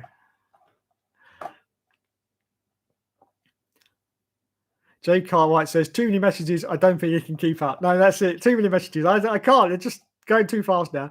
Poochie Hits says, right now, Dave is rubbing Teddy's belly and cuddling with his mouth. That's me. That's me. Hookster Talks. I'm going to add that as a tagline for next week. Hookster Talks, rubbing Teddy's belly. Helium Trophy. Hello, sir. Welcome to the stream. Didn't watch the Dutch Grand Prix myself. Well done. Well done for not wasting the time, to be honest. Yeah, no, it was a pretty decent race, but I'll say it was all strategy. And Lulu, ooh, the tyres are wearing out, Bono, the tyres are wearing out. They've gone down 1%. I don't think we're going to make it to the end of the race. Why did you pick me so early, Bono? Why did you do that? Bono, did you pick up my dry cleaning, Bono? Did you pick it up? I need my dry cleaning. I need my clothes, Bono. I need my Bono. Did you get my takeaway order? Did you get it, Bono? Come on, hurry up because the race is nearly over, Bono. Tell you what, I do feel sorry for Bono. I really do. God, I just hope his missus is a very understanding woman and doesn't moan at him, because otherwise he's going to get it from two directions. Can you imagine if he gets all that from Lewis and he goes home and he walks in the door and he goes, "Hi, honey, I'm home." Oh, Bono, you've got to fix the dishwasher again, Bono. Oh, Bono. What a nightmare. What an absolute nightmare. Poor Bono. That's what I say. Will F1 says, do an Arava impression, Dave.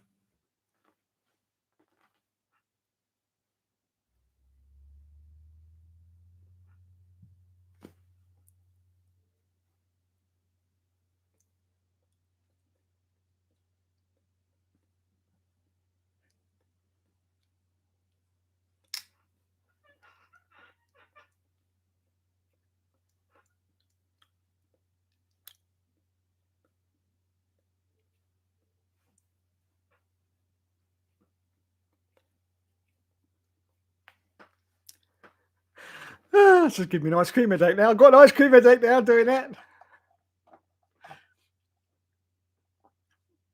London, Essex. London, oh yeah, London, Essex. I mean, London, Essex, mate. That's me, London, Essex. Yeah, home with the Craze. Yeah, I used to know the Craze back in the day. I did, mate. Yeah, you should know the Craze. Yeah, no, not really, because I'm too young.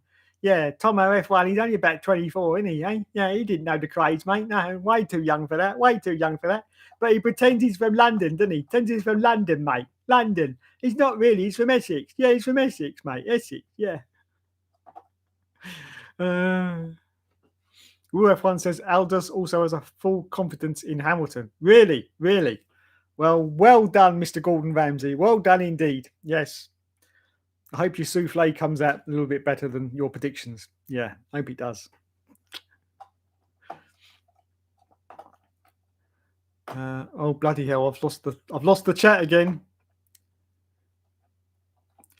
Poochiehead says Tomo's not from London, else he would be saying words like "blad fam, meninde" and "bruv." That's right, he would. He would. He's not from London, but he pretends he's cool like he's from London, doesn't he? Because that's where all the Veloci lads are from London, aren't they? Yeah, you got Arava. He lives in London now, doesn't he? Yeah, and all the others, all them Veloci lads. So he pretends he's from London because it's cooler, isn't it, to be from London? But he's Essex. He comes from Essex, mate. Yeah. Rule F1 says Brundle thinks Hamilton has 51 wins more to come. 51. Oh, Martin. Oh, Martin, please. I don't think that's correct. Oh my God, it's Mr. HRD in the house, everyone. He says, Father, am I on time? I made it at last. Yes, you did, sir. Yes, you did. We're almost about to finish, but that's the story of my life. So well done, Mr. Hill Race Driver. Welcome to the stream, sir. One of my greatest supporters, in fact. Yes, been there from right near the start, very early on in my YouTube career, if I can call it that. So yes, well done, sir. Well done. I do enjoy a lot of your streams as well. Yeah, I have to admit I do watch them in secret. Yes, secret. It's like a guilty pleasure of mine. But yeah, I was watching your Simpsons run through the other day. Yeah, I do love them. I love all the nice comments you get as well on them. I think they're brilliant. But yeah, I do enjoy a bit of The Simpsons anyway. So I was watching your stream the other day, but I do things in secret sometimes, so people don't know what I'm doing. Yeah, there's lots of streams I actually watch where I don't say anything because I just do it in secret. Do it because it's more fun that way. But yes, well done. I did enjoy your stream. There he is, says Poochiehead, Lord HRD. F1 says, why don't you tell Arava something important? I'm sure he watches all the Hookster Talks. I'm sure Arava does watch all the Hookster Talks because, where else does he get all his information from? So if you're watching Mr. Arava, as my computer's just decided to go into standby. If you're watching Mr. Arava, then welcome indeed to Hookster Talks. And I can't really offer you any important information because I haven't got any, but welcome indeed.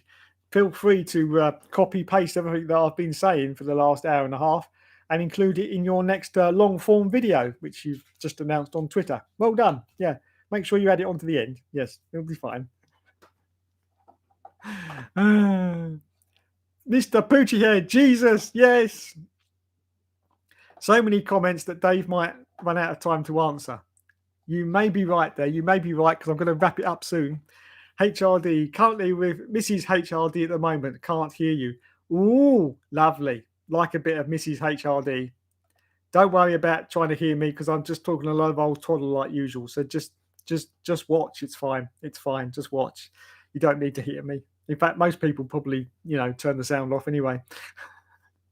Helium trophy, but he did have Kelly PK for it. He did, until she ended up with the bloke with the bigger bank balance. Yes, the bigger bank balance. It's amazing these trophy wives and girlfriends, how they sort of move on once your status starts to decline. They move on to bigger and better things. It's just great that the amount of sluttiness that there is in Formula One circles. It's just great to see. Oh dear, Kvyat's been dropped. Oh, I think I'll go out with Max. Bye bye, Daniel. Loser. I'll tell you what, I'd like to be a fly on the wall at their slutty get-togethers. Yes, when all the sluts get together, I'd love to be a fly on the wall with that in that situation. Just listen to what they're saying. All right, yeah, all right, sweetheart, all right, darling. That would be great, really would. Real F1 says scored 2 points in Saudi Arabia and left during the pandemic. Sounds about right. Jeff Dotson, hello, sir. Hello, welcome to the screen. Plant Pot will rue the day. Leave TB alone. We all know you're just jealous of Dave. That's quite right. He is. That Plant Pot is jealous of TB and me, in fact. Booty Head says F105 actually had the best handling model with a minimal dampening. You could steer very precisely, unlike F106 and beyond, where they didn't have complete control of lock-to-lock steering.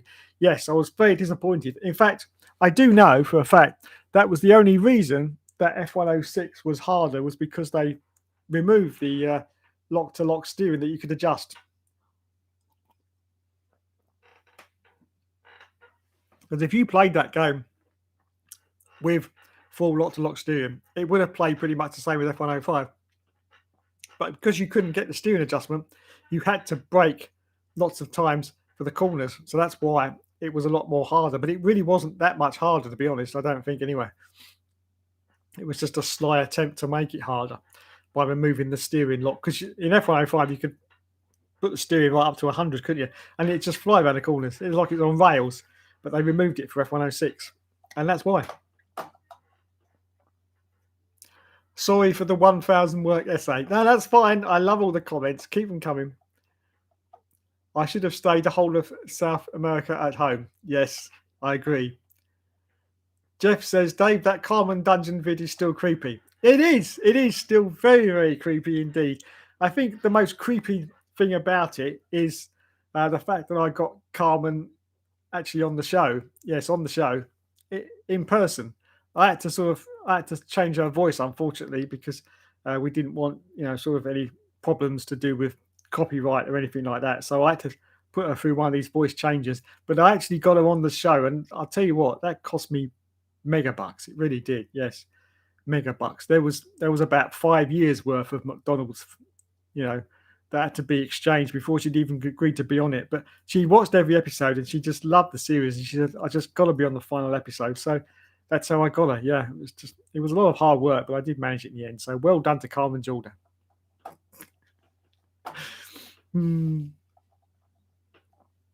Buono, yes, Buono. Absolutely biblical scenes. Yes, unfortunately, HRD has banned me from his channel. He wants me to donate. I will do no such thing. Oh, controversy. At least with those, I could get rid of James Allen's commentary. Yeah, that's true. Oh, God. James Allen. Oh, he was just beyond, wasn't he, James Allen? All he ever talked about was tyre pressures. Oh, he's put the tyre pressures up. Oh, he's dropped it down. After Murray Walker, it was like, please, somebody save me. He did get better in his commentary as the years went by. But when he first started, he was absolutely terrible. Really come up with some boring shit stats as well. And you're like, oh, please, bring back Murray. But there you go. I'd take James Allen over Crofty. Yeah, thankfully I haven't got Sky. So do you know what? Apart from the video games, I never actually hear Crofty in my ears, which from what I've heard is a good thing. And long may it continue. Long may it continue. Unfortunately, one of my recordings of one of the races actually failed one day, and I had to get it off of Sky. And it was only like the highlights, but yeah, I had to watch the Sky one, and I'm like, oh God, is this what people have to put up with? It was just horrible. You have my deepest sympathies if you have to put up with Crofty, because I couldn't.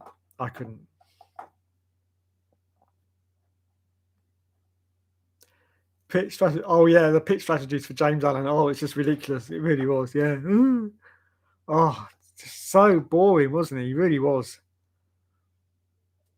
I think they got him in as a replacement for Murray. Sort of. I think they thought it was going to be like a short-term thing, and someone else would come along, but no one else unfortunately did come along. So he stayed for quite a few years, didn't he? I should have got Ben Edwards to do that. I always said that he was a natural successor to Murray, but I don't know what the situation was back then. But yeah, I should have got Ben Edwards to do it. I remember one of his qualifying commentary, Montoya, I think, at Monza one year. Has he done it? No, he hasn't. Yeah, I remember that. James Allen was severely underrated. I agree with you there. Towards the end, he was. Yeah, at the beginning, I think he was just I think he was just trying to find his feet, to be honest, and failing a little bit. I always go for a link to listen to the French commentators. Nice. I might try that. I do like a bit of French. James Allen, the rave begins now. Crofty's lights out and away we go. The race begins now, yeah. Ben Edwards was doing that F1 digital thing in 2002. Yes, he was. F1 digital. That was great. I loved F1 digital. Yes. That was the only thing where you could get a lot of mates around and treble its audience figures. That wasn't me. That was Martin Brundle said that. He actually said that to Bernie Eccleston on the grid back when they were doing F1 digital. And Bernie was pissed. Oh, he was incandescent with rage. And he turned to Martin Brundle and said, nah, now. No, he said. No. Because he actually said that to Bernie's face about F1 digital. He said, yeah, if you bring your mates around, you'll quadruple its viewing figures. He was not happy about that whatsoever. But there you go. They liked a bit of banter. And F1 digital failed miserably. They had to dig out half the circuits just to run the cables through, didn't they? It was ridiculous. It really was, just to run the digital cables through. Because digital was quite new back in them days. And where everyone was getting used to cameras which were like completely wirelessly operated, because they were all like the old analog cameras, digital came along and everything had gone back to wires again. And, so everything had to be connected digitally. And I say they had to literally dig out half the circuits to run the digital wires underneath. I mean, obviously, it has to be done once and then it's over. But yeah, they had to dig it all up, and everyone was complaining because they had no freedom of movement with the cameras anymore, because they all had to be done with the wires again. So yeah, I mean, obviously that's now changed. I expect digital cameras are all wireless these days. But yeah, back in that day, I think that's why F1 digital failed, because it was just, too complicated. And of course, the £9.99, was it per race that they wanted? I think it was per race, £9.99. I mean, that was just ridiculous. That really was. And that was back in 2000 and whatever it was. 2003, was it? 2002? £9.99 per race. Just a fascinating fact. They ended up in the end with 11,000 subscribers. Yeah, 11,000 subscribers to F1 Digital. Now, so 10,999 of those were just rich people, obviously. And the other one was a huge fan. A huge fan. Ben Edwards is another commentary goat. Yeah, very sad that he's now disappeared off of Channel 4, unfortunately.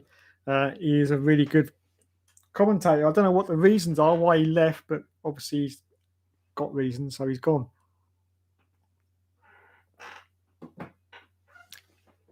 But he did come back, didn't he? Because one of them got COVID. So he come back, and it was great to hear his voice again. But yeah, sad that he's gone. Loved him during the touring car years. There you go. Hello, I'm back. What did I miss, says Jupiter? Not a lot, sir. Not a lot. Just the usual crap. And also, where's Teddy? I'll get Teddy right for you. See, this is pure interactive TV. You don't get this on the Arava channel. This is pure interactive TV. There he is. There's the TV. Say hello to Jupiter. Say hello to Jupiter. He says, hello, Jupiter. He says, we need Teddy. We need Teddy. We do indeed. Everyone needs a Teddy.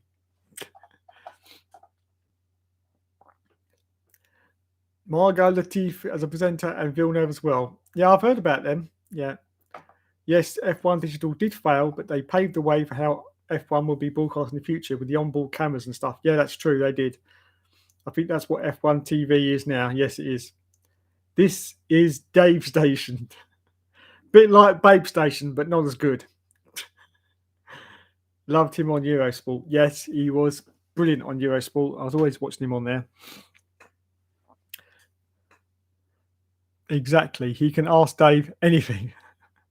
Yes, he can. Yes, he can. Okay, well, and he will do it. Yes, I will. I will do absolutely anything. Apart from getting naked, because otherwise I'll get banned from YouTube. Yes, banned. Banned from YouTube. So I can't do that. But I can get Teddy naked because it doesn't matter. Yes. Hello, Mr. Man from YouTube in California, sitting there in your plush office watching this live stream right now. Look, I've got a naked bear. I've got a naked bear. Look at him. Look, a naked bear. What are you going to do about that then? How does that go with your monetization policy? Having a naked bear, eh? How does that go? What are you going to do about that, Mr. YouTube man? Eh? What are you going to do about a naked bear? Yes. Bloody hell.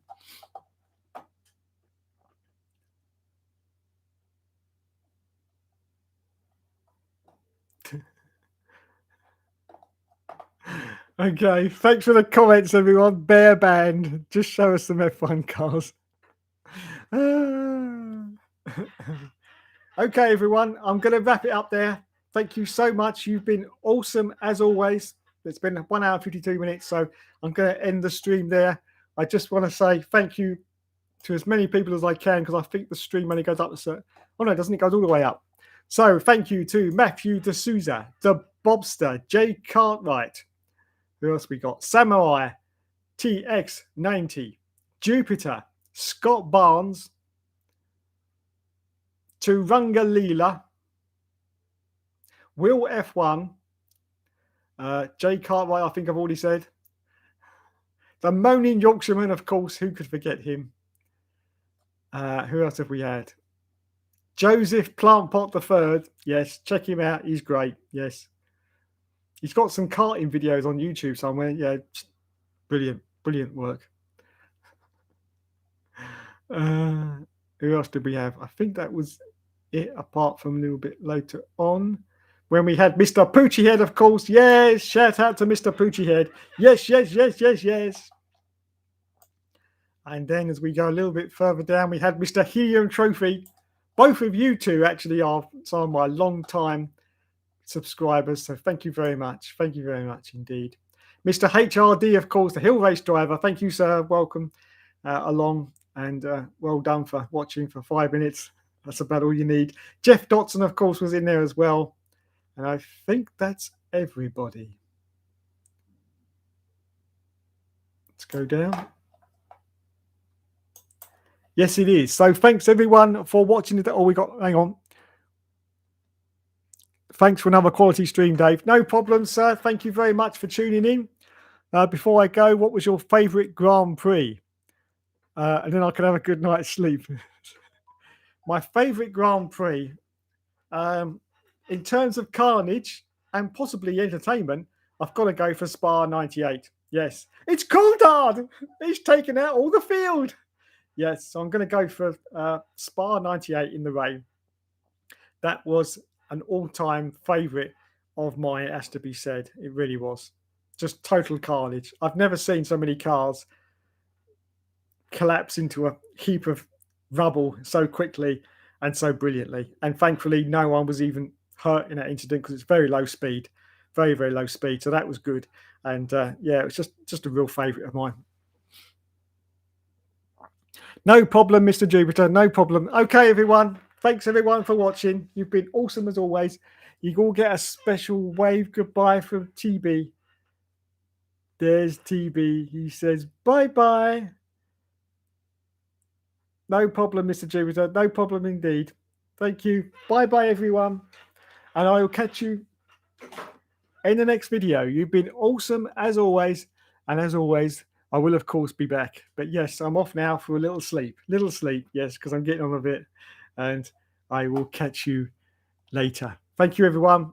Awesome as always. Good night.